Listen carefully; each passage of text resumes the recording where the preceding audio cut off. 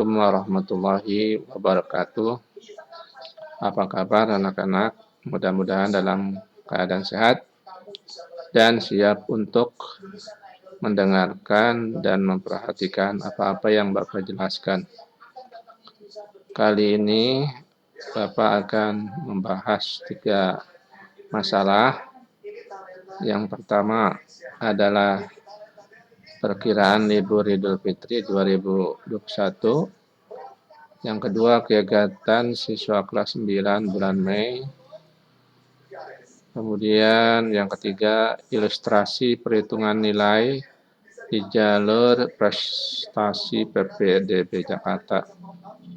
Baik, kita akan mulai. Yang pertama adalah perkiraan libur Idul Fitri 2021 berdasarkan kalender. Ini hanya perkiraan, kemungkinan bisa bergeser.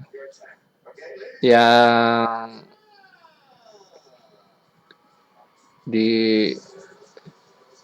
kalender pendidikan diperkirakan adalah tanggal 10 Mei sampai dengan tanggal 15 Mei.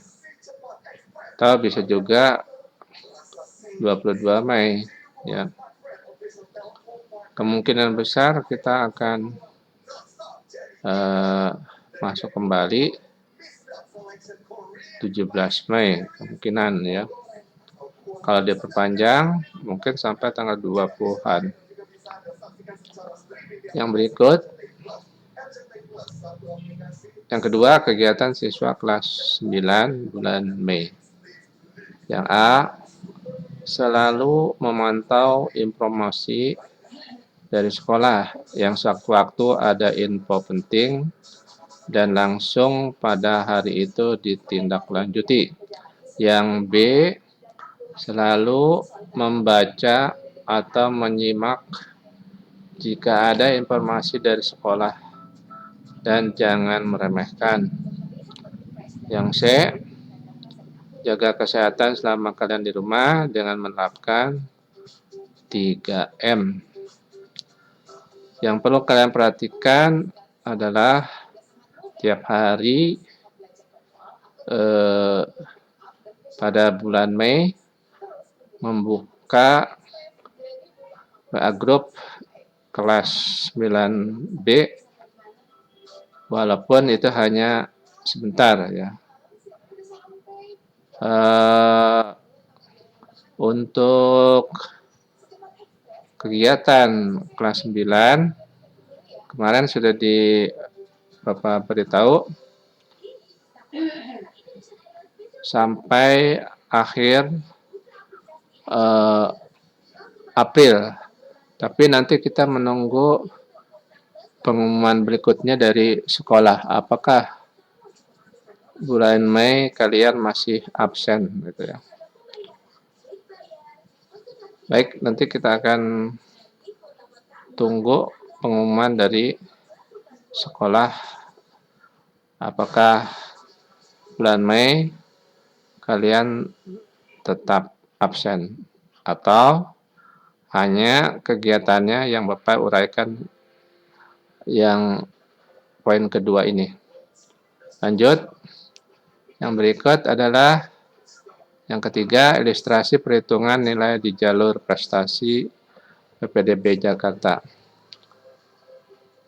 Untuk kuota jalur prestasi akademik jenjang SMP dan SMA sebanyak 25%, 20% untuk calon peserta didik baru dari DKI, 5% untuk calon peserta didik baru dari luar DKI. Sedangkan untuk SMK sebanyak 55%, 50% untuk calon peserta didik baru dari DKI, 5% untuk calon peserta didik baru dari luar DKI. Selanjutnya, cara perhitungan proses seleksi jalur peserta akademik, perhitungan rata-rata nilai rapat selama 5 semester terakhir, atau disebut juga dengan rapor Sidanira, nanti dikalikan dengan nilai akreditasi sekolah. Peserta dengan poin tertinggi akan diterima pada sekolah pilihannya sesuai dengan jumlah kuota. Berikutnya nilai rapor yang digunakan untuk jenjang SD ke SMP meliputi bahasa Indonesia, matematika, IPA, dan PKN. Untuk jenjang SMP ke SMA atau SMK meliputi bahasa Indonesia, matematika, IPA, IPS, dan bahasa Inggris. Kemudian ilustrasi perhitungannya.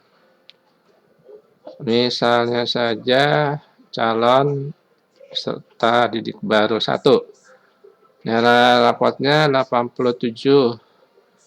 Nilai akreditasi sekolahnya 90.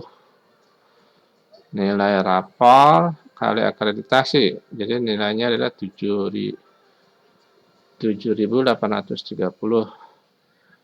Calon peserta didik baru 2. Nilai rapotnya 90. Kemudian nilai akreditasi sekolahnya 87. Maka nilai rapor dikali akreditasi 7.830. Sedangkan calon peserta didik baru 3, nilai rapotnya 92, nilai akreditasi sekolahnya 89. Maka perkalian keduanya adalah 8.188. Untuk nilai akreditasi sekolah SMP N14 itu nanti mungkin akan diumumkan oleh sekolah. Nah, akreditasi ada yang berupa nilai kualitatif, ada juga berupa kuantitatif, ya. Kalau kualitatif ada yang nilainya A, B, C, ya. Seperti sekolah SMP N14 Jakarta, secara nilai kualitatif, nilai akreditasinya adalah A, tapi kuantitatifnya sekitar 91, ya, 91-an. Mungkin nanti yang jelasnya diumumkan dari sekolah, ya.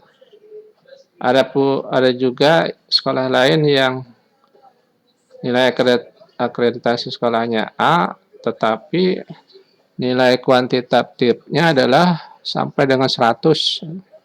Seperti contohnya adalah sekolah Lab School, kemudian Al-Azhar, ya. Itu nilai akreditasi kuantitatifnya dia sampai dengan 100.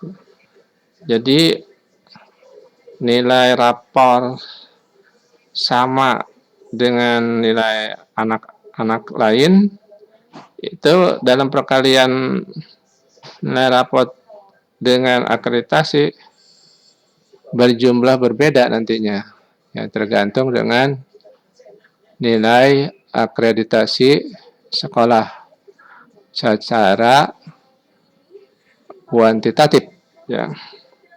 Nah, itulah ilustrasi perhitungan nilai yang digunakan nanti dalam jalur prestasi.